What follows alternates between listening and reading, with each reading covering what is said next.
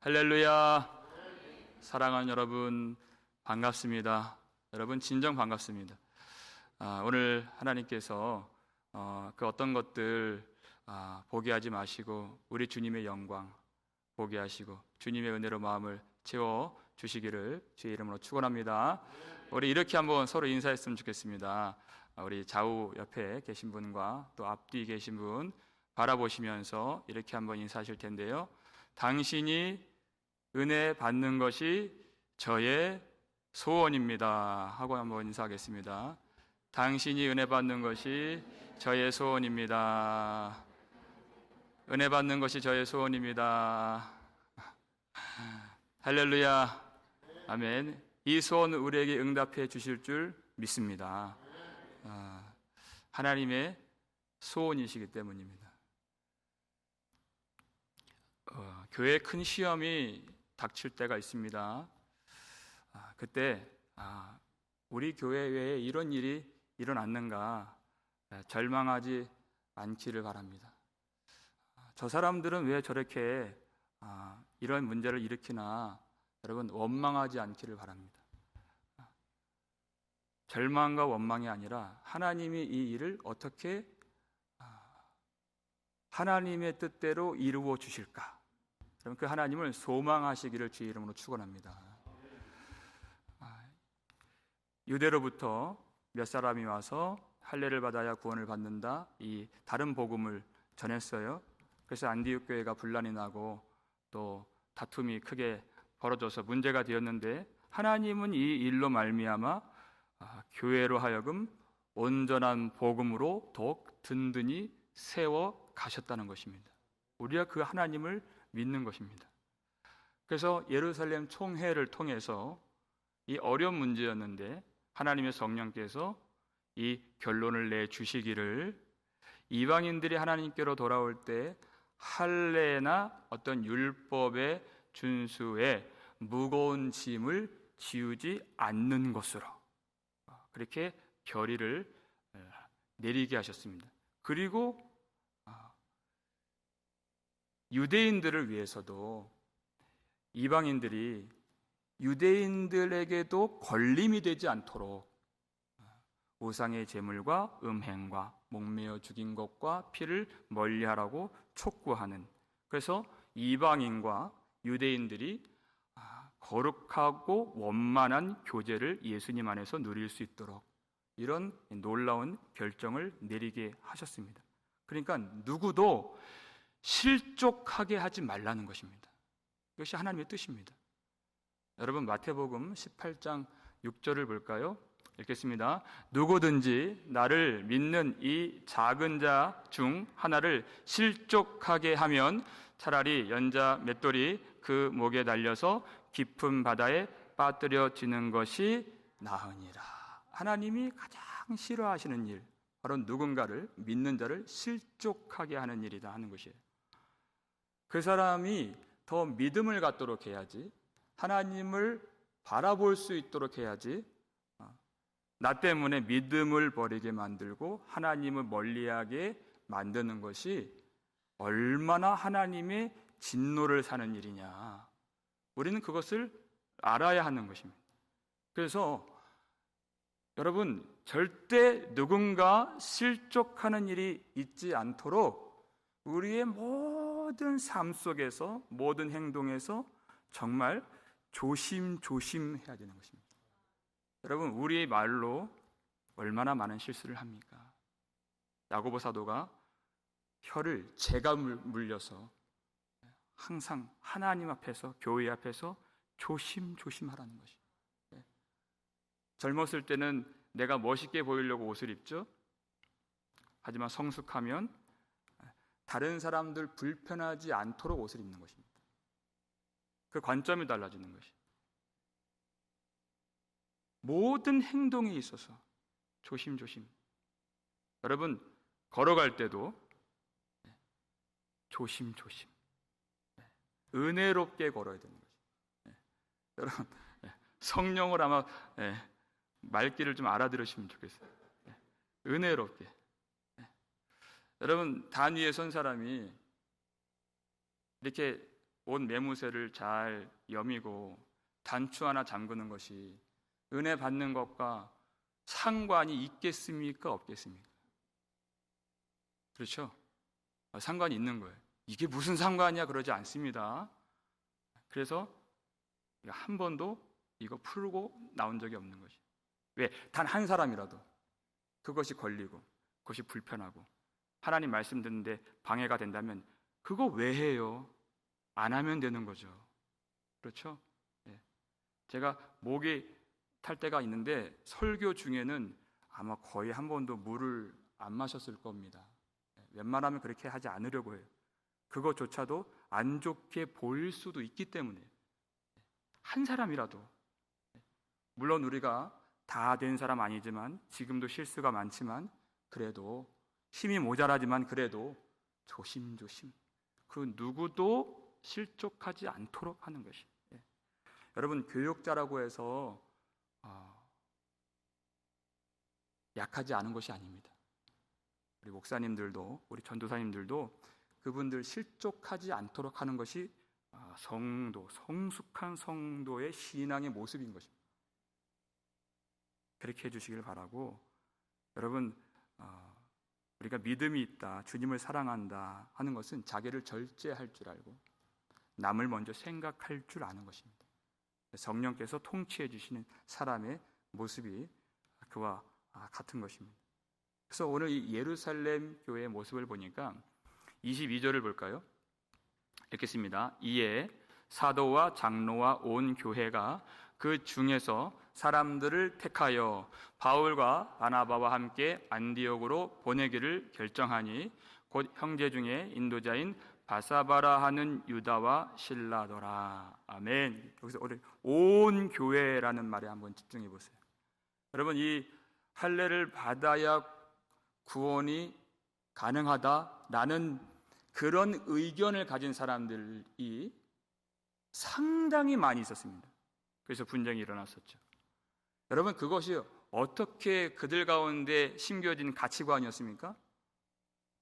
그들이 갖고 있는 율법을 통해서, 그러니까 하나님이 주신 말씀을 통해서 새겨진, 심겨진, 뿌리 깊이 박힌 그들의 가치관이었어요.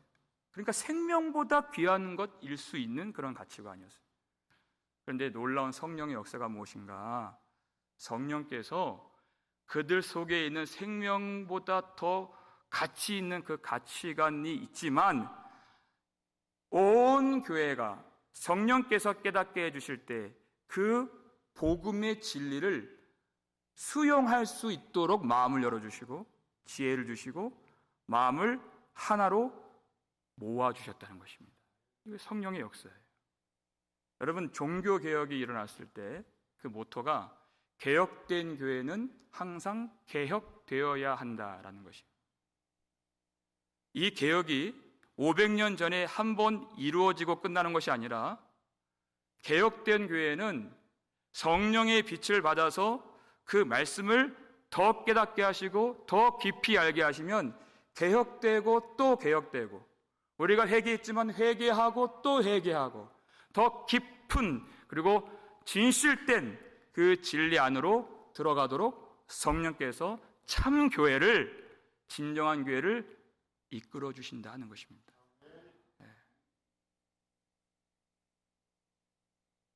항상 개혁되어서, 교리라고 하는 것이 여러분 얼마나 그것이 귀한 것입니까? 하지만 하나님이 더 크십니다. 하나님이 깨닫게 하시면 우리가 이제까지 믿었던 교리도 이전의 것이 되는 것이에요. 그래서 그 새롭게 깨닫게 해주시는 그 교리를 취할 수 있도록 성령이 이끌어 가신다. 성령께서는 우리의 신앙이나 교리나 우리의 삶을 고착화시키는 분이 아니시라 날마다 새롭게 하시고 새 부대가 되게 하시는 하나님이시다 하는 것입니다. 그래서 이와 같이 이 예루살렘 회의를 통해서 결정된 이 사항들을 이제 새롭게 신자가 된 이방인 형제들에게 편지를 써서 보내기로 결의했습니다.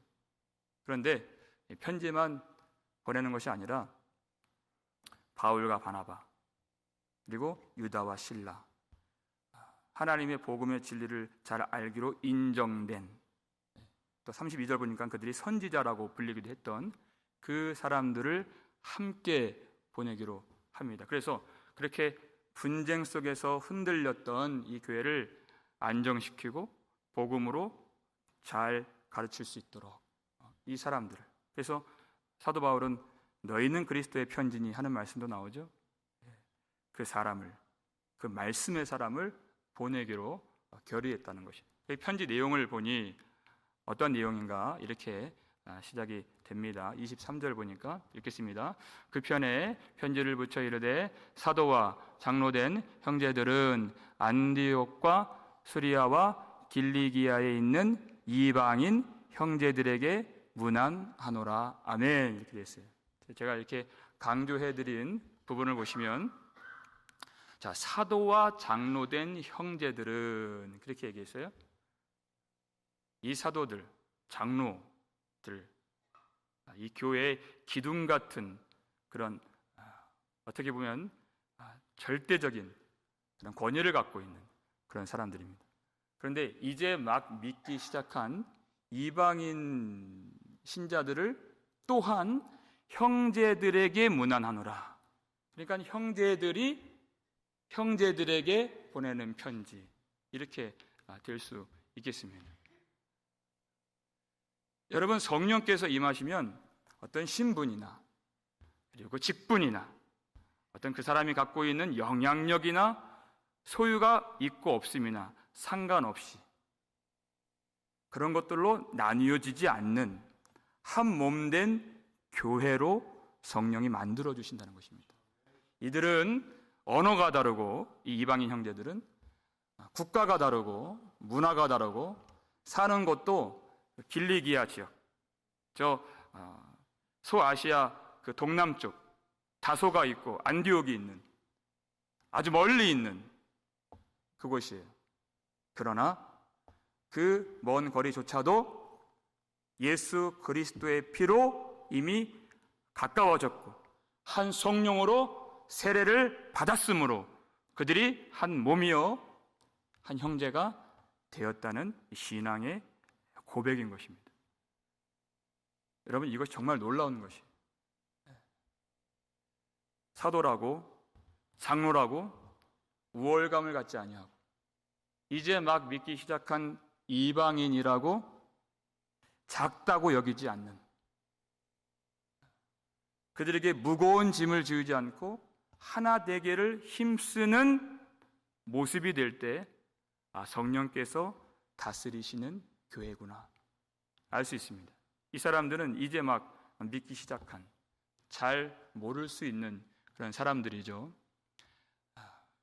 여러분, 우리가 그래서 예수를 오래 믿은 사람이나 아니면 저와 같이 어떤 목사의 어떤 직분을 갖고 있거나 아니면 다른 어떤 직분을 갖고 있는 분들이라면 더욱이 우리가 유념해야 될 것이 뭐냐면 내가 갖고 있는 익숙함을 버리는 훈련도 필요하다는 것이에요.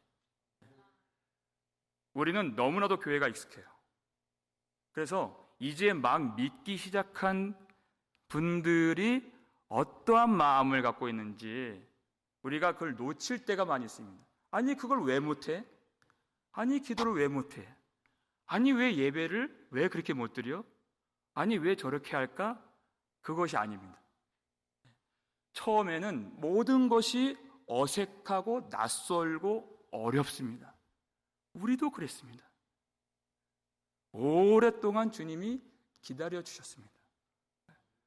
그래서 우리가 내게 익숙한 것들을 버리고 이제 막 들어온 신자라도 나와 동일한 형제인 것을 알고 그들이 우리와 함께 잘 융합되고 연합될 수 있도록 우리가 그렇게 먼저 성숙한 성도라면 배려하고 맞춰줄 수 있어야 한다는 것입니다. 교회는 어떤 것으로도 걸림이나 나님이 되지 않도록, 그가 유대인 신자인지 이방인 신자인지, 오래된 신자인지, 새 신자인지, 그것이 나뉘어지지 않도록. 여러분, 교회 30년 동안 우리 교회 섬기신 분들이나 저번 주에 우리 교회 등록하신 분들이나 그런 것들이 전혀 구별됨이 없도록 헌신과 헌금에 많이 참여하신 분이 계시죠. 또 힘이 모자라서 그렇게 못하시는 분들도 계십니다. 혹 그것 때문에라도 나뉘어지지 않도록 새벽 예배 나오시는 분들이 계시고 또 못 나오시는 분들이 계십니다. 그것 때문에 교회가 나뉘어지지 않도록. 왜? 이 모든 열관 사항보다 우리 주 예수 그리스도께서 훨씬 크시기 때문에 우리가 주님의 한 피 받아 한 몸 되어서 형제라 부르며 주님의 자녀가 된 이 사실, 이것보다 더 크고 귀한 진리는 없는 것입니다. 무엇으로도 교회가 나뉘어지지 않도록 성령께서 우리 가운데 계시면 평안에 매는 줄로 성령이 하나 되게 하신 것을 어떻게 알아? 힘써 지키라 그랬어요. 성령께서 하나가 되게 하신 것을 힘써 지키라. 이 귀한 진리를 아는 백성은 예수의 사람이요 하나님의 자녀인 것입니다. 힘써 지키는 것이. 내 마음대로 살지 않는다는 것입니다. 여러분, 우리 속에 성령이 계신다. 내 열정 나는 대로, 내 생각 나는 대로 마음대로 하지 않는 것입니다. 여러분, 24절을 한번 볼까요? 읽겠습니다. 들은즉 우리 가운데에서 어떤 사람들이 우리의 지시도 없이 나가서 말로 너희를 괴롭게 하고 마음을 혼란하게 한다 하기로 그랬어요. 자, 이 문제가 처음 일어났을 때 유다에서 멀리 있는 안디옥 교회까지 어떤 사람들이 와서 할례를 받아야 된다, 그래야 구원이 된다, 이렇게 말을 했는데 1절 보니까 어떤 사람들이 유대로부터 내려와서 형제들을 가르치되 그렇게 얘기했어요. 근데 그들이 가르치는 일이 오늘 24절을 보니까 어떤 일이 되었습니까? 안디옥 교회에 있는 성도들을 괴롭게 하는 일이 되었다는 것이에요. 왜 그래요? 이 사람들은 사도와 장로들의 어떤 지시도 없이 나가서 자기 마음대로 하는 것이에요. 왜? 열정이 있기 때문에, 자기 지식이 있기 때문에. 그러나 우리 하나님은 질서의 하나님이십니다. 내가 열정 나는 대로 마음대로 하는 것이 아니에요. 하나님께서 우리 교회를 인도하시는 방식이 있다는 것이에요. 그것이 교회를 통해서 하나님은 역사하시고 하나님 가르쳐 주시고 하나님 일하십니다. 여러분, 더욱이 교회 모든 일이 다 중요하지만 이 복음의 진리를 가르치는 것만큼 중요한 것이 없어요. 그런데 그 어떠한 사람들이, 그 바리새파라고 하는 그 사람들이 교회에 어떤 지시도 없이 허락도 안 받고 마음대로 가서 가르쳤을 때 그것이 그들을 더 괴롭게 하는 일이 되었다. 여기서 마음을 혼란하게 한다라는, 이 혼란하게 하다라는 이 단어는요, 약탈하다라는 뜻입니다. 그들의 영혼을, 그들의 마음을 약탈하는 일이 되었다 하는 것이, 이 교회를 하나님이 어떻게 세우셨습니까? 여러분, 그래서 우리는 내 마음대로 하지 않는 법을 배워야 하는 것이에요. 내 열정에 순종하는 것이 아니라 성령께 순종하는 법을 배워야 되는 것입니다. 다른 사람들은 몰라서 열정이 없어서 그렇게 안 하는 것이 아닙니다. 교회 안에서 질서의 하나님의 우리를 전체를 보게 하시고 이끌어 가시는 그 길에 순종하기 때문에 안 할 때도 있는 것이에요. 여러분, 그들이 왜 지시를 안 받고 갔을까요? 그것은 하나님이 이 교회에 주신 그 권위에 복종하지 않는 것입니다. 그것은 다른 영을 따르는 것입니다. 다른 영을 따르니 다른 복음이 나오는 것입니다. 그러니까 그 영혼을 약탈하는 결과가 나타나는 것이죠. 그것은 이 교회의 머리가 되신 예수님을 결국 괴롭게 하는 일이 되는 것입니다. 여러분, 어떤 일을 할 때, 무슨 일을 할 때 반드시 여러분 교회의 허락을 받고 하실 수 있기를 주의 이름으로 축원합니다. 성령을 따르는 것입니다. 그것이 하나님께 복종하는 것입니다. 그것은 우리가 하나님의 은혜 아래에 있는 것이에요. 그래서 우리 모두가 세례받을 때 4가지 질문을 하는데, 마지막 질문이 여러분은 교회의 다스림과 치리에 복종하고 거룩함과 화평함을 이루기를 힘쓰시기를 서약하십니까? 이 질문이 하는 거예요. 교회 다스림 안에 복종하고, 여러분 그것이 하나님의 은혜 아래에 있다는 것입니다. 내 마음대로 하지 않고 성령께서 이끌어 주시는 그 길을 걸어가는 그 진실한 믿음이 우리 교회 안에서, 교회 질서 안에서 이루어질 수 있다는 것이에요. 사도라고요, 기둥 같은 사도라고 성경이 말을 하지만 내 생각대로, 내 주장대로, 마음대로 하지 않았습니다. 25절, 26절 볼까요? 읽겠습니다. 사람을 택하여 우리 주 예수 그리스도의 이름을 위하여 생명을 아끼지 아니하는 자인 우리가 사랑하는 바나바와 바울과 함께 너희에게 보내기를 만장일치로 결정하였노라. 아멘. 교회 최고 권위가 있어요. 그건 하나님이 주신 것이에요. 내가 보내고 싶다고 내 마음대로, 내 뜻대로 보내는 것이 아니에요. 하나님이 교회에 주신 성경적인 절차를 따라서 회의를 통해서,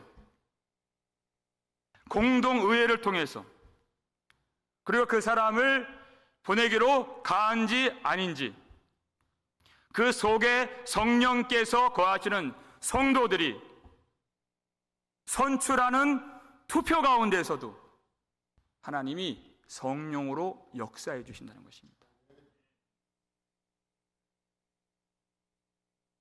여러분, 성령의 역사는 예배 때만 일어나는 것이 아닙니다. 우리가 진행하는 회의, 대화, 모든 교회 일, 예배당 안에서도, 복도에서도, 사무실에서도, 신교실에서도, 부엌에서도 성령의 역사가 나타난다는 것입니다. 어떤 작은 것 하나 결정할 때에도 성령을 따라서 그렇게 할 수 있도록, 누구에게도 걸림이 되거나 실족하지 않도록 우리 안에 계신 성령께서 우리를 이끌어 가신다는 것이에요. 그랬더니 만장일치로 결정하였노라 이렇게 되어 있어요. 우리가 여기서 주목할 수 있는 그런 표현이 있습니다. 다시 한번 말씀 보여주시면 우리 주 예수 그리스도라는 이 표현이에요. 여러분, 이 성경이 굉장히 많이 나오는 표현인데요, 재미있는 것은 사도행전에서는 지금 처음 나오는 것이에요. 그리고 이게 마지막 표현입니다. 다른 데서 많이 나와요. 사도행전에서는 더 이상 나오지 않습니다. 한 번 딱 나오는데 우리 주 예수 그리스도. 우리는 뭐 기도 속에 어떤 말씀 속에 이런 표현들이 많이 있기 때문에 너무나도 익숙해요. 근데 익숙하지만 그렇기 때문에 그 내용을 깊이 알지 못할 때가 많이 있습니다. 왜 이것이 우리가 주목해야 될 중요한 말씀인가? 그냥 주 예수 그리스도가 아닙니다. 우리 주 예수 그리스도예요. 여러분, 도마가 요한복음 20장에서 큰 깨달음을 얻죠. 예수님 보고, 예수님은 그야말로 나의 주시오, 나의 하나님이시니이다 고백을 했어요. 정말 놀라운 고백이죠. 여러분, 그것이 진정한 성령께서 주시는 그런 믿음의 고백이라면 그때 더불어서 함께 따라오는 고백이 있습니다. 그것이 요한복음 20장 내용이죠. 요한복음 21장 보면 예수님 베드로에게 물으시잖아요. 내가 나를 사랑하느냐? 요한의 아들 시몬아, 내가 나를 사랑하느냐? 3번 물었어요. 그리고 내 양을 먹이라, 내 양을 치라, 내 양을 먹이라. 정말 예수님이 하나님이신 줄 안다면 따라오는 고백이 무엇인가? 바로 공동체 의식이 생기고 주님이 사랑하는 그 양들에 대한, 교회에 대한 사랑이 따라온다는 것이에요. 왜냐하면 우리는 이 요한복음을 통해서 예수님 선한 목자가 되시고 그 양들을 위해서 목숨을 버리신 주님이심을 우리가 압니다. 그래서 주님을 사랑한다는 것은 그저 주님만 사랑하는 것이 아니라 주님의 몸이 되는 그 형제들과 교회를 사랑한다는 그 고백이 그 속에 내포되어 있는 것이에요. 이 교회가, 이 성도가 어떤 교회이고 어떤 성도입니까? 주님이 사랑하셔서 주님이 몸을 버리시고 그를 위하여 죽으신 형제예요. 그러니까 주님을 사랑한다는 그 형제를 사랑한다는 것이에요. 이건 분리될 수가 없는 고백입니다. 그래서 주 예수 그리스도, 이것도 정말 놀라운 고백이지만 우리 주 예수 그리스도의 이름을 위하여, 이 고백이 나오는 것이에요. 주님이 나를 위해서 죽으시고 부활하신 주님이시지만 그 주님이 우리를 위하여서, 우리 형제들을 위하여서, 교회를 위해서 죽으신 주님이신 것을 우리가 아는 것입니다. 그래서 여러분, 교회는 얼마입니까? 교회는 얼마짜리 교회입니까? 묻는다면 그 답이 무엇이죠? 교회는 주님의 핏값으로 사신 바 된 그런 교회라는 것이에요. 그러니까 우리가 저 아프리카에 선교하고 저 동남아에 선교할 때 교회를 우리가 건축하지 않아요? 그러면 그 교회 그 사진, 그 건물 사진, 그 비포가 있고 애프터가 있어요. 그 전 사진, 그저 무슨 움막같이 이제 막 쓰러져가는 그런 교회, 그렇죠? 여러분, 그런 교회 보고 그저 어떤 연민이 드십니까? 불쌍하십니까? 그 교회, 주님이 핏값으로 사신 그 교회, 인간의 값싼 동정심으로 볼 수가 없는 교회라는 것이에요. 그 안에 무한한 하나님의 영광이 있고 우리 주님께서 피 흘려 그 교회를 사신 바 된 그 값을 매길 수가 없는 그 교회, 우리가 판단할 수가 없고 우리는 그들보다 훨씬 더 탁월하고 우월하고 저들은 더 작다고 볼 수가 없는 그 주님의 몸된 교회인 것을 우리가 알아야 한다는 것입니다. 그래서 이 예루살렘 총회를 통해서 결의한 바가, 어떤 사람들이 와서 할례를 행해야 구원을 받는다고 복음을 멸시하고 주님을 괴롭게 하고, 할례가 무엇입니까? 내가 피 흘리는 거예요. 그 내가 피를 흘려야 된다고 하는 그런 다른 복음, 그것으로 안 되는 사람들은 정죄하고 판단하고 나누고 걸리게 만드는 그런 교회가 되지 않도록, 오직 우리 주 예수 그리스도의 이름을 위하여 자기 생명을 귀한 것으로 여기지 않는 우리가 사랑하는 바나바와 바울, 이렇게 얘기를 하는 거예요. 예수님을 알기 때문에, 예수님의 사랑을 받았기 때문에, 예수님의 그 교회를 향한 마음이, 그 교회를 사랑하시고 위하여 죽으신 그 마음이 속에 들어와 있는 이 바나바와 바울과 이 사람들을 보내는 것이 만장일치로 결정되었노라 하는 것입니다. 여러분, 이것이 얼마나 하나님을 기쁘시게 하는 일입니까?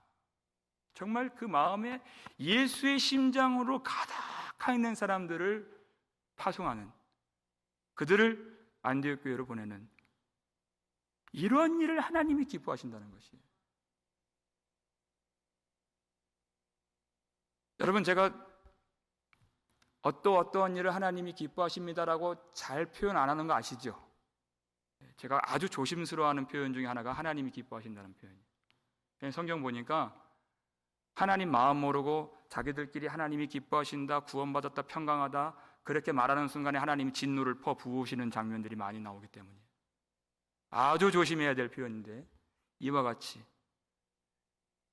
그렇게 예수의 마음으로 가득한 이 사도들을 보내기로 만장일치로 결의한 것, 하나님이 기뻐하십니다. 왜냐하면 이 결정을 누가 내리셨습니까?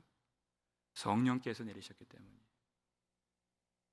28절 말씀 읽겠습니다. 성령과 우리는 이 요긴한 것들 외에는 아무 짐도 너희에게 지우지 아니하는 것이 옳은 줄 알았노니. 성령과 우리는 그랬어요. 여러분, 성령께서 이미 그렇게 결정한 바 되신 것을 우리 사도와 장로들이 그리고 온 교회가 순종했다는 이야기입니다. 성령께서 빛을 비춰주시고 길을 보여주시면 교회가, 목회자와 장로님들과 모든 성도들이 그것을 기쁨으로 따라갈 수 있어야 한다는 것이에요. 여러분, 성령의 역사는 그저 우리가 기도하는 이 기도회 가운데에만 일어나는 것이 아니죠. 우리가 손들고 찬양할 때만 그렇게 성령의 감동이 있는 것이 아닙니다. 우리가 회의할 때, 변론할 때, 우리가 선출을 위해서, 임직을 위해서, 투표할 때, 결의할 때, 이 모든 과정 속에서 성령께서 인도하시면, 성령께서 결정하시면 교회가 순종으로 따라갈 수 있어야 하는 것이에요. 여러분, 우리가 당회를 열 때 매주 당회를 할 때마다 한 달에 한 번이나 두 번이나 할 때마다 주보의 광고로 온 교인들에게 알립니다. 그 모임이 있다는 것을 알리는 것이 아닙니다. 기도를 요청하는 것입니다.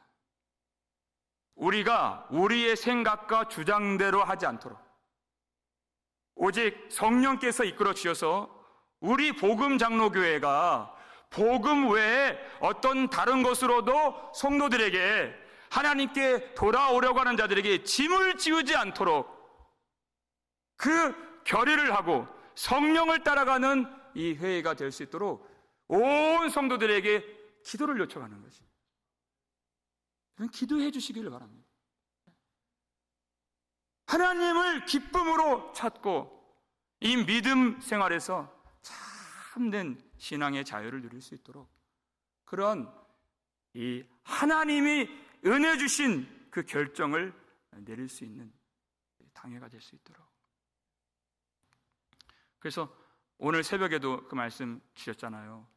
다윗이 동족을 치는 그 범죄하는 길을 하나님이 막아주시고 방백들을 통해서 그의 길을 막아주시고 다시 하나님을 찾는 길로 인도해 주신 것처럼 요나가 하나님의 낯을 피하여서 다른 길로 가려고 할 때 온 바다를 요동치게 하셔서 요나라 하여금 하나님의 뜻을 순종할 수 있는 그 길을 열어주신 것처럼 우리가 하나님 앞에 온전히 서서 하나님의 뜻을 바라보며 순종할 수 있는 그런 교회가 될 수 있도록 기도해 주시길 바랍니다. 제가 어렸을 때 우리 어머니께서 교회에서 상심하신 일이 있어요. 우리 한국교회에 있는 아픔 중에 하나인 것 같은데 아마 임직을 앞두시고 교회 안에서 어떤 지정된 그런 헌금을 요구하셨던 것 같아요. 한국교회 안에 있는 그 떠돌아다니는 말이 있습니다. 장로는 3,000, 권사는 500. 그런 게 있어요. 자발적으로 분량대로 하나님 주신 마음대로 그렇게 하면 얼마나 덕이 되고 기쁨이 되겠습니까마는 그러지 못한 면이 많이 있습니다. 하나님 앞에 정말 충성을 다짐하는 그런 귀한 자리에서 마음의 걸림이 되고 이 직분을 받는 것이 부담이 되고 물론 이 형편이 좋으신 분들이야 뭐 부담 안 되실 수도 있겠지만 그것 때문에 참 고민이 되고 낙심이 되는, 또 자괴감이 드는 그런 일들을 우리가 하지 않도록 하나님께 나오고자 하는 자들이 기쁨으로 주님께 달려 나올 수 있도록, 오직 하나님이 무슨 일을 기뻐하시는가를 우리가 생각할 수 있도록. 여러분, 우리 안에도 이것은 뭐 한국 교회 안에 너무나도 뿌리 깊이 박혀 있는 그런 일이기 때문에 말씀드렸지만, 우리 속에도 우리가 미처 감지하지 못하는 걸림이 되는 일과 또 누군가를 실족하게 하는 일이 있지는 않는가, 그것을 살펴보라고 오늘 이 밤에 우리를 부르신 줄 믿으시기 바랍니다. 저 멀리 있는 한국교회의 문제가 아니라 우리 속에 있는, 내 습관 속에 있는, 내가 약하여서 그렇게 할 수밖에 없는 그런 문제를 하나님 보게 하신 것이에요. 여러분, 2000년 전에 이 초대교회가 여러분 어떤 교회입니까? 우리는 교회를 생각하면 먼저 건물이 떠올라요. 어떠한 교회 하면 크고 웅장한 그런 예배당이 떠오를 때가 많이 있죠. 여러분, 2000년 전 초대교회는 변변한 이 예배당 건물조차도 없었습니다. 어디서 이런 회의를 했는지, 이런 뭐 시스템이나 뭐 전혀 없죠. 그러나 한 가지, 우리가 사모해야 할 그 한 가지, 성령으로 충만했던 교회라는 것이에요. 그렇게 평생 굳어졌던 자기 생각, 자기 방식, 자기 고집, 성령께서 깨닫게 해주시니까 그것들을 버릴 줄 아는 교회였다는 것입니다. 그리고 성령을 조차 따라갈 수 있는 그 교회. 여러분, 우리가 예수님을 바라본다는 것이 무엇입니까? 성령으로 충만한 교회라는 것이 무엇입니까? 예수의 영이 우리 가운데 임하시면 어떤 일이 벌어지게 되는 것입니까? 예수님은 하나님의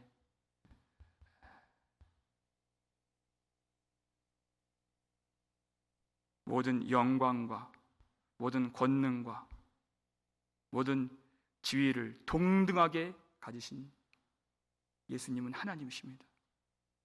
그런데 여러분, 빌립보서 아시죠? 자기를 비워 종의 형체를 가지사 자기를 낮추시고 죽기까지 복종하셨으니 그 십자가에서 죽으심이라. 그분이 예수님이십니다. 예수님조차도 자기를 비우시고 자기의 길을 걷지 아니하시고 오직 아버지께 순종하시는, 아버지의 뜻을 위하여서 십자가에서 죽으신 예수님. 여러분, 우리가 주님을 바라본다는 것, 주님을 의지한다는 것, 여러분, 그 믿음의 내용을 열어보면 무엇이 나옵니까? 그 열어보면 교회가 나오고 공동체가 나와요. 그래서 너희는 이 마음을 품으라 곧 그리스도 예수의 마음이니 했던 여러분 그 말씀 기억나시죠? 그리스도의 마음을 품는다는 것이 무엇인가? 빌립보서 2장 2절, 3절, 4절 말씀 읽겠습니다. 마음을 같이 하여 같은 사랑을 가지고 뜻을 합하여 한 마음을 품어 아무 일에든지 다툼이나 허용으로 하지 말고 오직 겸손한 마음으로 각각 자기보다 남을 낮게 여기고 각각 자기 일을 돌볼 뿐더러 또한 각각 다른 사람들의 일을 돌보아 나의 기쁨을 충만하게 하라. 아멘. 이것이 정말 이 다음 말씀이 그리스도의 마음을 품으라. 그 말씀이 이어지는 것이 무엇입니까? 성령께서 임하시고 그리스도의 마음을 품으면 우리가 한 마음이 되어진다. 그래서 자기보다 다른 형제를 더 존중하고 낮게 여기는 그 마음을 주님이 주신다. 그리고 다른 사람들의 일을 돌볼 수 있는 그 마음을 성령께서 우리에게 내려주신다. 선한 목자 되신 예수님께서 우리를 위해서 자기를 버리신 것 같이 그렇게 하는 그 마음을 성령께서 우리에게 주신다는 것입니다. 마음대로 하지 않는다는 것입니다.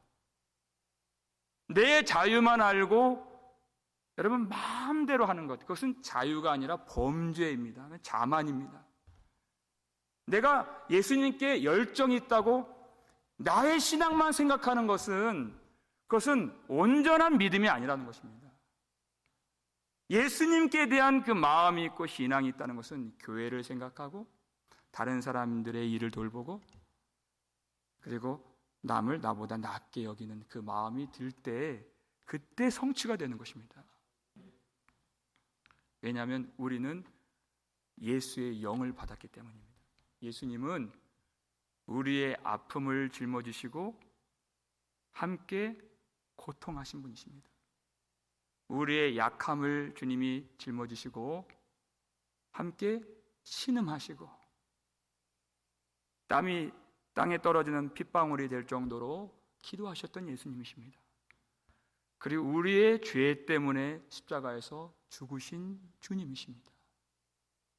그래서 주님의 영이 임하면 우리가 다른 사람의 고통을 다른 사람의 것으로만 여기지 않습니다.